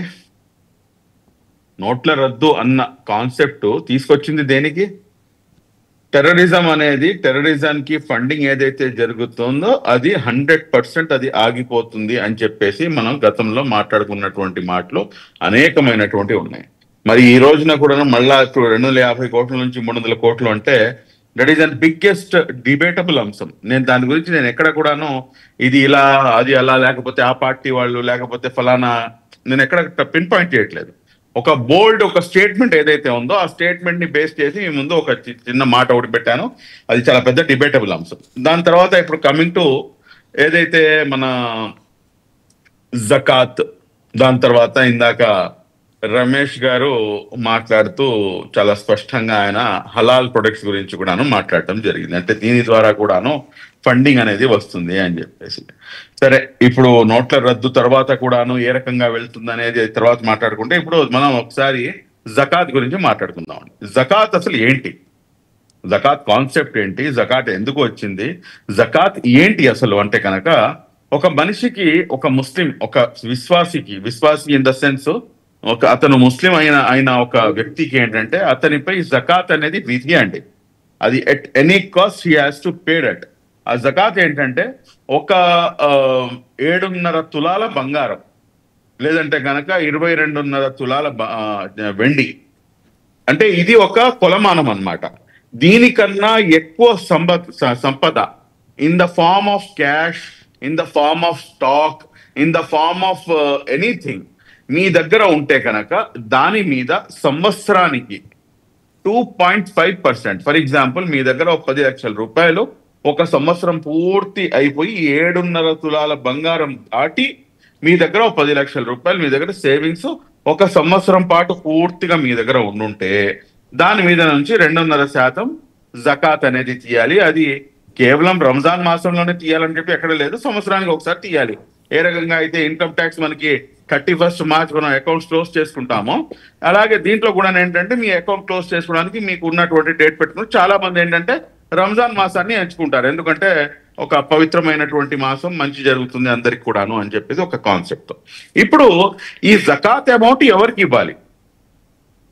జకాత్ అయితే తీయాలి, ఓకే, బాగుంది. మళ్ళీ జకాత్ ఎవరికి ఇవ్వాలి? జకాత్ ఇచ్చేటటువంటి వాళ్ళలో 7 కేటగిరీస్ ఉన్నాయండి. ఆ 7 కేటగిరీస్ లో అందరికన్నా మొట్టమొదటి కేటగిరీ, అందరికన్నా పెద్ద హక్కుదారులు. ఏ రకంగా అయితే నా ప్రాపర్టీలో నా భార్య, నా పిల్లలు ఏ రకంగా అయితే హక్కుదారులు అవుతారో, అదే విధంగా నేను తీసినటువంటి జకాత్ లో హక్కుదారులు అందరికన్నా ఎక్కువ. దే హ్యావ్ రైట్ అన్నమాట. అది నా యొక్క రిలేషన్స్, దగ్గరి రిలేషన్స్. ఎవరైతే నా రిలేషన్ లో ఎవరైతే పూర్గా ఉన్నారో వాళ్ళకి ఇవ్వటం 99% వాళ్ళకి ఇవ్వటమే అందరికన్నా ముందు మా మీద ఉన్నటువంటి కర్తవ్యం. ఇదంతా వదిలేసి ఈ రోజున ఈ ఏదో ఆర్గనైజేషన్స్ అని చెప్పేసి ఇస్తున్నారంటే కనుక అది ఏ మాత్రం కూడాను కరెక్ట్ కాదు. దాన్ని అయితే నేను పూర్తిగా ఖండం చేస్తాను. ఒక్క నిమిషం మీరే మాట్లాడాలి కూడా. ఇది అన్ internal report of Pakistan governments financial monitoring unit, national risk assessment on money laundering and terrorism financing 2017 అనే బుక్లోంచి తీసిన క్రక్స్. ఇది నేను కనిపెట్టింది కాదు, నేను ఐన్స్టీన్ కాదు, ఆర్కిమిడిస్ని కాదు, వాళ్ళు రాసినవే నేను మీకు చెప్తున్నా. సో ఇక్కడ చాలా స్పష్టంగా దాంట్లో ఉన్న మొత్తం ఎలా నిధుల కలెక్షన్ ఎలా జరుగుతుంది, టెర్రర్ ఫండింగ్ ఎలా జరుగుతుంది అనేది 45 పేజీల డాక్యుమెంట్. మీకు పాకిస్తాన్లో ఎవరైనా స్నేహితులు, బంధువులు ఉంటే వాళ్ళని అడిగి తెప్పించుకోవచ్చు. నేను చెప్పిన దాని మీద మీరు విశ్వసించక్కర్లా, మీరు అక్కడి నుంచి తెప్పించుకోండి. Ministry of finance, government of Pakistan, అదొక ప్రభుత్వం, దానికి ఒక మినిస్ట్రీ, మళ్ళీ దాంట్లో వాళ్ళకి రిపోర్ట్ రాసుకోవటం. 45 పేజీల డాక్యుమెంట్ తెప్పించుకోండి, దాంట్లో ఉన్నది. నేను చెప్పట్లేదు, ఇది నేను చెప్తే మీరు you can question my integrity. Vasudev గారు, నేను లాస్ట్ ఇప్పుడు సరే మీరు చెప్పిన పాయింట్ కూడా వస్తాను నేను మీకు. ఇప్పుడు జకాత్ అనేది ఏం జరగాలి? ఇది ఈ జకాత్ ఎందుకంటే ఇది చాలా పెద్ద ఫండింగ్ సోర్స్ అండి. ఇది ఇస్లాం ధర్మంలో ఇంత పెద్ద మొత్తంలో 2.5% అంటే లక్షకి 2.5 కోటికి 2.5 లక్షలు 100 కోట్లకి, కాబట్టి హ్యూజ్ అమౌంట్ అవుతుంది. ఇది చాలా హ్యూజ్ అమౌంట్. ఈ జకాత్ అమౌంట్ అనేది ఎండ్ యూజర్ కి వెళ్ళిపోవాలండి ఇమీడియట్ గా. వెళ్తోంది కదా, టెర్రరిస్ట్ ఆర్గనైజేషన్స్ కి వెళ్తోంది. That's what they have mentioned. That's what they have mentioned that document. End customer ఎవరయ్యా ఇక్కడ అంటే ఎవరైతే పేదలు ఉన్నారో, ఎవరైతే తినటానికి తిండి లేదో, ఎవరైతే ముసాఫిర్ అంటే కనుక బాటసారి. చాలా మంది బాటసార్లు ఇంతకు ముందు ఏంటంటే ఉన్నప్పుడు వాళ్ళ దగ్గర డబ్బులు పోవడం లేకపోతే ఇచ్చాడు, ఇవి దాంట్లో ఉన్నటువంటి కండిషన్స్. వీటన్నిటికీ కూడాను ఈ రోజున పాకిస్తాను మిస్ఇంటర్ప్రేట్ చేసి అనేకమైనటువంటి అంశాలను పాకిస్తాన్ ఏం చేస్తుందంటే, మేము పెద్ద ఇస్లామిక్ కంట్రీ అని చెప్పేసి సంకలు గుద్దుకుంటుంది. మళ్ళీ నీది ఇస్లామిక్ కంట్రీ అయినప్పుడు నువ్వు వడ్డీకి డబ్బులు ఎందుకు తీసుకుంటున్నావు? నీది ఇస్లామిక్ కంట్రీ ఉన్నప్పుడు రెడ్ లైట్ ఏరియా అక్కడ ఈ రోజున నేను విజయవాడలో నివసిస్తున్నాను సార్, ఆంధ్ర రాష్ట్రంలో. అసలు మేము ఇప్పుడు రెడ్ లైట్ ఏరియా అంటే ఏంటో కూడా మాకు తెలియదు, ఎక్కడికి వెళ్ళాలో కూడా తెలియదు. అంటే వెళ్ళాలని చెప్పి కాదు, అంటే అటువంటి ఇది లేదు ఇక్కడ పరిస్థితి. ఇది మళ్ళీ ఇది మన భారతదేశం మళ్ళీ ఇస్లామిక్ కంట్రీ ఏం కాదే. మళ్ళీ పాకిస్తాన్ లో అనేకమైనటువంటి ఆర్టికల్స్ ఉన్నాయి. మళ్ళీ నువ్వేం చేస్తున్నావు, నువ్వు ఇస్లామిక్ కంట్రీ అని చెప్పుకుంటున్నావు కదా.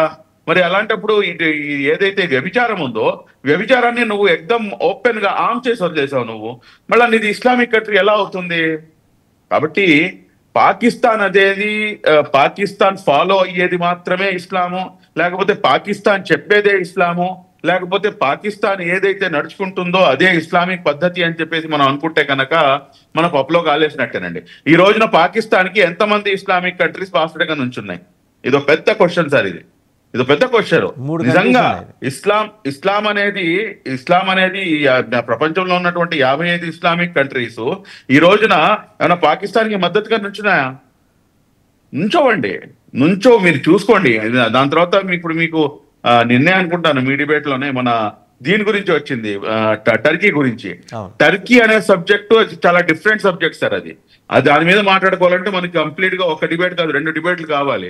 టర్కీ యొక్క పరిస్థితి కూడాను అంత ఇదేం కాదు. టర్కీను సౌదీకి లేకపోతే ఇతర ముస్లిం ప్రపంచానికి ఎటువంటి సత్సంబంధాలు ఉండవు. మన పెద్దలు ఇక్కడ రమేష్ గారు, దాని తర్వాత ఈయన కూడా ఉన్నారు, మొన్న నేను చెప్తున్నటువంటి మాటలతో ఏకీభవిస్తారు. వాళ్ళు దీనికి టర్కీని ఏదో మనం ఇది 100% కరెక్ట్ ఇస్లామిక్ దేశం అని చెప్పేసి ప్రపంచంలో ఎవ్వరు కూడా యాక్సెప్ట్ చేయరు సార్. కాబట్టి ఇక్కడ మనం అర్థం చేసుకోవాల్సిన అంశం ఏంటంటే, ఏదైతే ఈ ఫండింగ్ జరుగుతుందో దాని యొక్క మూలాలను అరికట్టాల్సినటువంటి అవసరం ఉంది. అందులో ఉన్నాయి కదా, అదిగా చెప్పేది. $250 మిలియన్ మనం పంపు చేస్తాం. మళ్ళీ వెళ్తుంటే మళ్ళీ ఎక్కడి నుంచి వెళ్తున్నాయి? మన సెక్యూరిటీ సిస్టమ్ పైనే మనం ఒక క్వశ్చన్ మార్క్ రేస్ చేసినట్టు కదా. ఇంత పెద్ద హ్యూజ్ అమౌంట్ మళ్ళీ అటువైపుకి డైవర్ట్ అవుతుంటే మన సెక్యూరిటీ వ్యవస్థ ఏం చేస్తుంది? ఎందుకని చెప్పేసి మనం దాన్ని కంట్రోల్ చేయలేకపోతున్నాము. సరే సార్, దాని తర్వాత లాస్ట్ మన హలాల్ ప్రొడక్ట్స్ గురించి టాపిక్ తీసుకొచ్చారు మన రమేష్ గారు. హలాల్ అంటే ఏంటి? ఆమోదయోగ్యమైనటువంటి, మీరు కూడాను అనేకమైనటువంటి వీడియోస్ ఏదో మాట్లాడినట్టు నేను 1-2 సార్లు చూస్తున్నా వాసుదేవ్ గారు. హలాల్ అనేది ఆమోదయోగ్యమైనటువంటి. ఇప్పుడు వాటర్ మీద హలాల్ సర్టిఫికేట్ కావాలా అంటే అదొక పిచ్చి మాట. పౌడర్ డబ్బా మీద మీకు హలాల్ సర్టిఫికేట్ కావాలంటే అక్కడ లాజిక్ ఉంది. పోనీ ఏమైనా ఫుడ్ మీద మీకు హలాల్ సర్టిఫికేట్ కావాలంటే దాని మీద లాజిక్ ఉంది. ఇప్పుడు ఈ హలాల్ మీద ఎందుకని చెప్పేసి ఇంతగా ప్రతి ఒక్కరు కూడాను ఫోకస్ చేస్తున్నారు? దీని నుంచి వచ్చేటటువంటి డబ్బుని మనం ఆపేద్దాం అంటే ఆపేయండి. సింపుల్ ఆన్సర్ దానికి, ఆపేయండి. టెర్రర్ ఫండింగ్ జరుగుతోందనే కదా నిర్ణయం తీసుకుంది. అందులో అనుమానం. కానీ టెర్రర్ ఫండింగ్ జరుగుతోంది. మహారాష్ట్ర గవర్నమెంట్ ఆపేసింది ఆల్రెడీ, మీరు చూసే ఉంటారు. మహారాష్ట్ర గవర్నమెంట్ ఆపేసింది అచ్చంగా. అక్కడ ఒక్క నిమిషం, కటిక వృత్తిదారుల కోసం అచ్చంగా మహారాష్ట్ర గవర్నమెంట్ మీరు ఒక్కసారి దాని యొక్క మూలాలపై వెళ్ళండి. మ్యాటర్ ఏంటంటే అక్కడ ఏదైతే ప్రపంచ దేశాలు ఉన్నాయో, ఎక్కడైతే ముస్లిం డామినేటెడ్ దేశాలు ఏదైతే ఉన్నాయో, ముస్లిం ఇస్లామిక్ దేశాలు ఉన్నాయో, హలాల్ సర్టిఫికేట్ లేకపోతే కనుక వాళ్ళు ఇంపోర్ట్ చేసుకోరండి. వాళ్ళు. కాబట్టి మనం ఈ అంశాన్ని ఒక ప్రత్యేకమైనటువంటి దృష్టికోణంతో చూడాల్సినటువంటి అవసరం ఉంది. లేదు సార్ మనకి ఇంపోర్ట్ చేసుకో, మాకు వ్యాపార సంబంధాలు అవసరం లేదు అంటే కనుక బ్యాన్ చేసుకోండి, నాకు ఎటువంటి అబ్జెక్షన్ లేదు. నేను తినాల్సినటువంటి ప్రొడక్ట్స్ నేను ఏ రకంగా నేను తినాలి, ఎలా నేను నన్ను నా యొక్క ఏదైతే ధర్మసమ్మతంగా నేను ఉండాలి అనేది, that I will take care, that's not a issue. But when it comes to the nation first, don't worry about దాని గురించి అసలు ఇబ్బందే లేదు అసలు. టెర్రర్ ఫండింగ్ గురించి మీరు మాట్లాడలా, ఈ జకాత్ ద్వారా సేకరించింది ఎలా వెళ్తుందని నేను అడిగా, దానికి మీరు సమాధానం చెప్పాలి. ఏమండి నేను ఎలా చెప్పాను సార్, నేను సెక్యూరిటీ వ్యవస్థలో నేను ఏమైనా ఉన్నానా, లేకపోతే నేను ఏమన్నా ఇంటెలిజెన్స్ వ్యవస్థలో ఉన్నానా, నాకేం తెలుసండి చెప్పండి. నాకు వచ్చేటటువంటి నా వ్యాపారం చేసుకున్న తర్వాత నాకు వచ్చే 2-3 లక్షలు ఎలా నేను తీసుకోవాలో నేను చూసుకుంటాను, కానీ వీడు ఎలా పంపిస్తున్నారని నాకు ఎలా తెలిసింది చెప్పండి. అది అది వెళ్తుంది అని చెప్పేసి మీరు అథెంటిఫికేషన్ ఇస్తున్నారు. పాకిస్తాన్ గవర్నమెంట్ లో ఒక ఆర్థిక మంత్రి నాకు ఆశ్చర్యం వేసింది, వాళ్ళకు గవర్నమెంట్ ఒక నిమిషం శుభ్లీ గారు ఒక నిమిషం, వాళ్ళకు గవర్నమెంట్ దానికి మళ్ళీ దాంట్లో 7 మినిస్ట్రీలు, దాంట్లో కొద్దిగా చదువుకొని బుర్రబెట్టి పనిచేసేవాళ్ళు, వాళ్ళు డాక్యుమెంట్ రాయటాలు, 45 పేజీల డాక్యుమెంట్లు వాళ్ళు మెన్షన్ చేయటాలు, ఇవన్నీ నేను దగ్గరుండి చేయించినవి అయితే కాదు. 2017లో దాంట్లో ఆ డాక్యుమెంట్ ప్రిపేర్ చేసిన 2 బయటకు లీక్ చేసిన సమాచారం, ఆ సమాచారంలో క్లుప్తంగా మనకు అందుతుంది అంటే జకాత్ ద్వారా, మీరు చెప్తున్న జకాత్ ద్వారా ఇండియా నుంచే మాకు ఎక్కువ ఫండింగ్ వస్తుంది, దీన్ని మనం ప్రాపర్గా క్రమశిక్షణతోటి ఒక కమిట్మెంట్ తోటి నిబద్ధతతోటి ఉగ్రవాదం పెంచడం కోసం మనం పనిచేయాలి అని చెప్పి ఒక డ్రాఫ్ట్ రాసుకున్నారు వాళ్ళు, చాలా పద్ధతి గల వాళ్ళు. నేను అది చెప్తున్నది ఎక్కడ దీనికి ఒకటే చేయగలమండి. జకాత్ ఏదైతే ఉందో అది ఏంటి, వాట్ ఈస్ వాట్ అనేది తీసి పక్కన పెట్టండి. ఇప్పుడు మీరు జకాత్ ద్వారా ఏదైతే ఫండింగ్ వెళ్తుంది అంటున్నారో, అసలు భారతదేశం దాటి ఆ డబ్బు ఎలా వెళ్తుంది అనేది చూడాల్సినటువంటి బాధ్యత ఎవరిది? ప్రభుత్వానిది. ఆ ప్రభుత్వం కనుక దాన్ని సరిగ్గా సరైన మార్గంలో అది కనుక, ఇప్పుడు మొన్న నేను అదే టాపిక్ మళ్ళీ తిరిగి అక్కడికే వచ్చింది. మనం నోట్ల రద్దు చేసాము, నోట్ల రద్దు చేసిన తర్వాత టెర్రరిజానికి ఫండింగ్ 100% ఆగిపోతుంది అని చెప్పేసి ఒక బోల్డ్ స్టేట్మెంట్ ఉంది. మరి అలాంటప్పుడు దాదాపు 8 సంవత్సరాలు అయిన తర్వాత కూడాను ఇవాళకి కూడాను ఫండింగ్ ఇంకా జరుగుతూనే ఉందంటే కనుక is it a big $1 million question sir ఇది. దానిపై ఖచ్చితంగా మళ్ళీ సెక్యూరిటీ ఏజెన్సీస్ దానిపై దృష్టి సారించాల్సినటువంటి అవసరం ఉంది ఎంతైనా కానీ. మళ్ళా ఇంత పెద్ద హ్యూజ్ స్టెప్ తీసుకొని మనం ఒక ఏమంటారు దాన్ని మాస్టర్ స్ట్రోక్ అని చెప్పేసి మనం అభివర్ణిస్తాం. మరి ఇంత పెద్ద మాస్టర్ స్ట్రోక్ ఏమైంది దీనికి అనేది కూడాను మనం ఆలోచన చేసుకోవాలి. ఇది 2017ది. సో 2017 తర్వాత మళ్ళీ మన ఫ్రెండ్స్ ఏమన్నా మనకి డాక్యుమెంట్స్ ఏమన్నా షేర్ చేస్తే అది ఖచ్చితంగా నేను మీకు షేర్ చేస్తాను. ఒకసారి రమేష్ గారి దగ్గరికి వెళ్దాం. రమేష్ గారు, 10, 20, 50, 100, 500, 1000, 5000 నోట్లు ప్రస్తుతం ఏంటంటే పాకిస్తాన్లో సర్క్యులేషన్లో ఉన్నవి. సో ఇప్పుడు వాళ్ళు ఏంటంటే అక్కడ ఇంకొక వ్యవస్థ కూడా ఉందట. ఈ డాక్యుమెంట్లోనే వాళ్ళు దే హ్యావ్ మెన్షన్డ్ ఏంటంటే మన దగ్గర రద్దయిపోయిన నోట్లు ఉన్నాయి కదా, చూసారా, అవి కొన్ని ఆఫ్రికన్ కంట్రీస్కి వెళ్తే దాంట్లో 50% వాళ్ళు ఆ వాల్యూ ఉన్న కరెన్సీని మళ్ళీ ఏ దేశానికి కావాలంటే ఆ దేశం కరెన్సీకి వాళ్ళు కన్వర్ట్ చేసి ఇస్తున్నారు. మన కృష్ణపట్నం పోర్ట్ నుంచి కూడా అంతకుముందు ఐ థింక్ 2014-19 మధ్య ఈ నోట్ల రద్దు జరిగినప్పుడు 2 కంటైనర్లు వెళ్ళినాయి. దాని మీద అప్పటి ప్రభుత్వ పెద్దలు కేంద్రంలోనూ రాష్ట్రంలో ఎవరు మాట్లాడాల, అందరూ కూడా ఏంటంటే పేరంటానికి వచ్చిన ముత్తైదుల్లా కూర్చున్నారు కానీ ఎవరేం మాట్లాడాల దాని మీద. జూపుడి ప్రభాకర్ రావు గారికి కూడా దాని మీద ఐడియా ఉండే ఉంటుంది, ఉన్నాయని చెప్పరు. నాకు కూడా. సో అయితే మీరే చెప్పండి. అయితే నెల్లూరులో కొండకొచ్చి ఒక ఇన్స్టిట్యూషన్ హెడ్ ఆయన దగ్గరకు వచ్చిన నోట్లను ఎంచడానికి వ్యక్తులు లేక ఒకే రోజున దాదాపు 20-30 కౌంటింగ్ మెషిన్స్ ఆర్డర్ ఇచ్చారు. తర్వాత బోరాల్లో అంటే మన బస్తాల్లో వాళ్ళ దగ్గర డబ్బులు ఇవ్వడం జరిగింది. ఇవన్నీ మనం చూసాము. అప్పట్లో ఉండే ప్రభుత్వాలు, వాళ్ళకు ఉండే కోలేషన్ ధర్మాలు అవన్నీ మనం. ఒక విషయం మాత్రం మన మిత్రులు చెప్పారు, మన panel members, I'm very happy for that. Correct point అది. ఏంటంటే 2000 మిలియన్లు అయినాయో 300 మిలియన్లు అనేది మిలియన్ అది క్వశ్చన్ కాదు. It the entire responsibility lies with the government. మీరన్న పాయింట్లో, మీరన్న దాంట్లో బ్రహ్మాండమైన పాయింట్ ఉంది. ప్రజలు కనుక అసలు డబ్బులు ఇవ్వకపోతే ప్రభుత్వాలు ఏం చేస్తాయి? యాక్చువల్ గా మనం ఈ రెండింటినీ కనుక అనుసంధానిస్తే మనకు కనిపించింది ఏంటంటే ప్రజలు వర్సెస్ ప్రభుత్వం కాదు, ప్రజలే ప్రభుత్వము, ప్రభుత్వమే ప్రజలు. ఇప్పుడు జూపూడి వారు చెప్పినట్టుగా మన దేశంలో కొన్ని వైషమ్యాలు ఉన్నాయి, కొన్ని గ్రీవెన్సెస్ ఉన్నాయి. ఈ గ్రీవెన్సెస్ అన్ని కూడా నిలబెట్టాల్సిన బాధ్యత గవర్నమెంట్కి ఉంది. అన్నిటి కనుక చూస్తే what I have been telling harping upon right from day one. Governance and good governance and perfect law is the only solution. Governance and law is not probability. Law is not an intention. Law means implement. That's what Baba Sahib Ambedkar has so many times said. That's why he also drafted a great constitution. So, మీరు అడిగారు నన్ను ఈ $1 million ని ఎలా stop చేయాలని నేను చెప్తాను. చిన్న ప్రాసెస్ చెప్తాను. As a former policeman and also a professor of law and management, which I taught these subjects, FATF. And I also wrote a book on cross-border mergers and acquisitions, a comparative study between the US and India, corporate law. దాని మీద నేను చెప్తున్నాను, అదే being a PhD, multiple PhD నేను చెప్తున్నాను. విషయం ఏంటంటే దీన్ని ఈజీగా మనం కంట్రోల్ చేయొచ్చు through 2 process. Number 1 point of origin. వారు అన్నారు, మన షోయిబ్ గారు, if I spell is correctly, Shubli గారు చెప్పారు, అయ్యా డిమానిటైజేషన్ జరిగితే మరి ఏం ఎఫెక్ట్ జరిగిందండి చెప్తాను మీకు. చిదంబరం గారు ఫైనాన్స్ మినిస్టర్ గా ఉన్నప్పుడు ఏ ప్రెస్ లో అయితే మన నోట్లు వాళ్ళ నోట్లు ప్రింట్ చేశారో అదే ప్రెస్ నుంచి పాకిస్తాన్ కూడా నోట్లు ప్రింట్ చేసి అక్కడి నుంచి మన నోట్లోనే చాలా జాగ్రత్తగా ప్రింట్ చేయడం జరిగింది. వాటిని పట్టుకోవడం కూడా జరిగింది. ఇవన్నీ కూడా అన్నింటినీ కూడా పబ్లిక్ లో తీసుకురాము. మీరు ఒకటి ఆలోచిస్తే డిమానిటైజేషన్ జరిగింది 8th November 2016 అయితే, మీరు తర్వాత కనుక statistical incident minister of home affairs government of India మీరు వెళ్ళి చూస్తే number of stone pelting has come down very drastically, because this money used to go as gurega. Now Vasudevan garu మీరు అడగాలి gurega అంటే ఏంటి సార్ అని.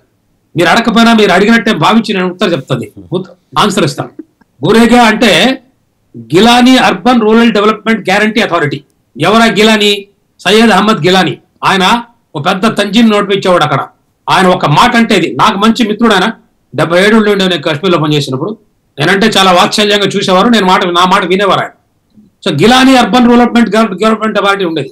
నేను జయరాం రమేష్ గారితో ఒకసారి కాశ్మీర్ వచ్చినప్పుడు వారితో మాట్లాడాను, సార్ మీరేమో మన్రేగా అంటున్నారు, వాళ్ళేమో గురేగా అంటున్నారు సార్ అంటే, ఆయన నవ్వుతో ఒక మాట అన్నారు, రమేష్ గారు 2 లేకపోతే మరేగా సార్ అన్నాడు. మరేగా అన్నాడు. సో మనకు అర్థమైనదంటే ప్రతి ఒక్క పర్పస్ వెనక కూడా అది ఒక టెంపరీ ఒక సొల్యూషన్ సార్. అది ఒక ప్రాబ్లం ఒక సొల్యూషన్. అదే అన్ని సొల్యూషన్ కాదు. ఆ తర్వాత మళ్ళీ ఇంకొక సొల్యూషన్ వచ్చింది. ఏంటో సొల్యూషన్? FATF వచ్చింది. మన ఈడీలో బెనామీ ట్రాన్సాక్షన్స్ యాక్ట్ ఉంది సార్, 1988. నేను సర్వీస్ లో జాయిన్ అయినప్పుడు సార్ యాక్ట్ అది. ఆ యాక్ట్ ని అంటే 98 బ్యాచ్ సార్ నాది. ఆ రోజులో 1988 బెనామీ సర్వే ప్రొహిబిషన్ యాక్ట్ వచ్చింది. ఒక్క రోజు ఇంప్లిమెంటేషన్ చేయాల దాన్ని. 2019-18 ఆ టైంలో ఇంప్లిమెంట్ చేశారు. అంటే మన దగ్గర చట్టాలకి ఏమి లోతలు కొదవలేదు. చట్టాలంటే ఉన్నాయి. చట్టాన్ని ఇంప్లిమెంట్ చేసే సామర్థ్యం, ఆ రకమైన పొలిటికల్ విల్ మనకి ఈ రోజు వస్తున్నది. ఎందుకు వస్తున్నది మీరు అడగచ్చు. ప్రజలు ఇస్తున్నారు గవర్నమెంట్కి. ప్రజలు గవర్నమెంట్ ఇచ్చి ఎక్స్పెక్ట్ చేస్తున్నారు. ప్రజలు సరైనటువంటి పాలకులకి సరైనటువంటి దశానిర్దేశం చేస్తున్నారు. ఒక 2 గ్రేట్ మెన్ ఉన్నారు మన వేదాల్లో. ఆది శంకరాచార్య ఉన్నారు, ఆయన చెప్పారు. అలానే మన మన మన గొప్ప గొప్ప నేతలు, whenever you are in doubt go to the people. Mao సెట్టింగ్ కూడా ఈ మాట అన్నాడు, whenever you are in doubt go to the people అని. ఆ రకంగా ప్రజలే మనకు దోవ చూపిస్తున్నారు.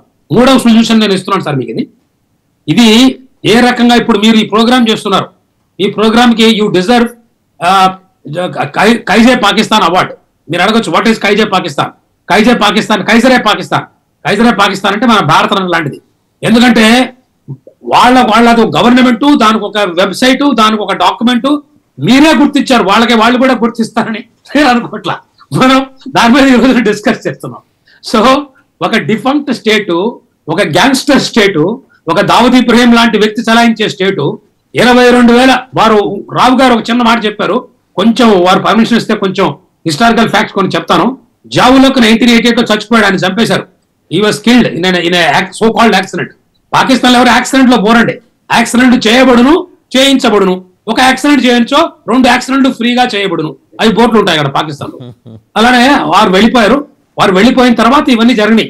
ఏది ఈ 1989 లో కాశ్మీర్. యాక్చువల్ గా 1990 నుంచి కాశ్మీర్ స్టార్ట్ అయింది. ఖలిస్తాన్ ఫెయిల్ అయినందు వల్ల కాశ్మీర్ వచ్చింది. ఒక కే నుంచి ఇంకొక కే. ఇవన్నీ కూడా పాలసీస్ సార్. దీనికి ఒకటే సొల్యూషన్. వాసుదేవన్ గారు, మీకు మీ ఛానల్ కి కంగ్రాచులేట్ చేస్తున్నాను. ఈ పాయింట్ ని ప్రతి పిల్లవాడికి, మన తెలుగు రాష్ట్రాల బళ్ళలో ప్రతి పిల్లవాడికి చూపించాలి. మన దేశం పరిస్థితి అని చూపించాలి. ముఖ్యంగా మన బ్రదర్ షోయిబ్ గారు ఉన్నారు, వారు లాంటి వ్యక్తులుగా నిర్భయంగా వచ్చి చెప్పాలి. అయ్యా మన మద్రాసాలలో మన దీంట్లో వారు పాకిస్తాన్ ని గట్టిగా వారు మందలించారు, దానికి వారికి కృతజ్ఞతలు చెప్తూ మీరు చెప్పిన మాటలు మన స్కూళ్ళలో వెళ్ళి చెప్పండి సార్, మన ముస్లిం సహోదరులకు చెప్పండి. మనకి అబ్దుల్ హమీద్ హీరో సార్, మనకి ఇదిగో మా గురువు గారు ఉన్నారే, వారి ప్రథమ శిష్యుడు ఉన్నాడు అష్ఫాకుల్లా ఖాన్, ఏపీజే కలాం, వారు సార్ మనకి హీరోలు, వీళ్ళు కాదు. మీరు చెప్పాలది. Indian Muslims are Indians first and later on something. ఇది మనం చెప్పాలంటే మనం వెళ్ళాలి. మనం నిమ్మక నీరెత్తినట్టు కూర్చొని సిక్యులర్ అనుకుంటూ కూర్చుంటే అవతలాడు పని చేసుకుంటూ వెళ్ళిపోతాడు సార్. అందుకని ఈ రోజు I'm very happy for all the panel. Jupudi గారికి, షోయబ్ గారికి, రావు గారికి నేనందరూ కూడా నేను చేతులు ప్రార్థిస్తున్నా. మనకు ఉన్నటువంటి మన మన మన మాటలు వినే వాళ్ళ ద్వారా మనం చేసుకుంటూ వెళదాం. ఒక మహానది అనేది every Mahanadi starts with boon step. 10,000 Mao Zedong again said 10,000 miles journey starts with one. మీరు ఏదైనా Mao Zedong, I'm not a Maoist, anti Maoist. కానీ మీరు యాంటీ మావోయిస్ట్ గా ఉండాలని మీరు మావోని చదవాలి. ముందు యాంటీ మావోయిస్ట్ అంటే మావోయిస్ట్ అని కాదండి. ఆయన దేశం కోసం చూసుకున్నారు, వాళ్ళ దేశం వాళ్ళు గౌరవిస్తారు. మన దేశంలో కూడా మనకి చాలా మంది హీరోలు ఉన్నారు. మన ఆది శంకరాచార్య ఉన్నారు, వివేకానంద స్వామి ఉన్నాడు, మన బాబాసాహెబ్ అంబేద్కర్ ఉన్నారు, చాలా మంది ఉన్నారు. మన వాళ్ళని thank you doctor B N Ramesh garu, Farooq Shubli గారు, కల్నల్ వివి రావు గారు, జూపుడి ప్రభాకర్ రావు గారు, అందరికీ ధన్యవాదాలు. సో చూసాం కదా, మొత్తం 5 మాడ్యూల్స్లో పాకిస్తాన్ టెర్రర్ ఫండింగ్ సేకరిస్తోంది.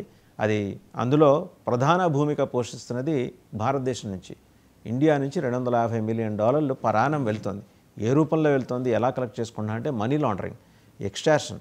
ఇక్కడ వాళ్ళ గ్యాంగ్స్ని దింపి, వాళ్ళ స్లీపర్ సెల్స్ని దింపి రకరకాల మార్గాల్లో blackmailing, kidnap, extortion, what not everything. దానికి వాళ్ళు మతపరంగా ఒక పేరు పెట్టేసుకుంటారు.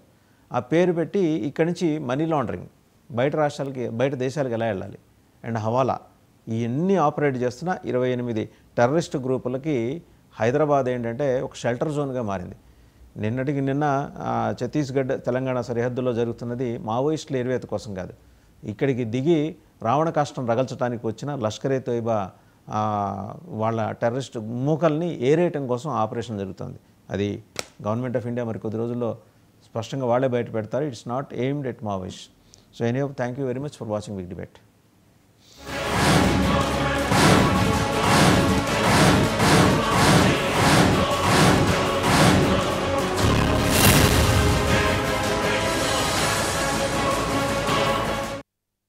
Master minds, the pride of India. Inter, MPC, BiPC, MEC, CEC చదివిన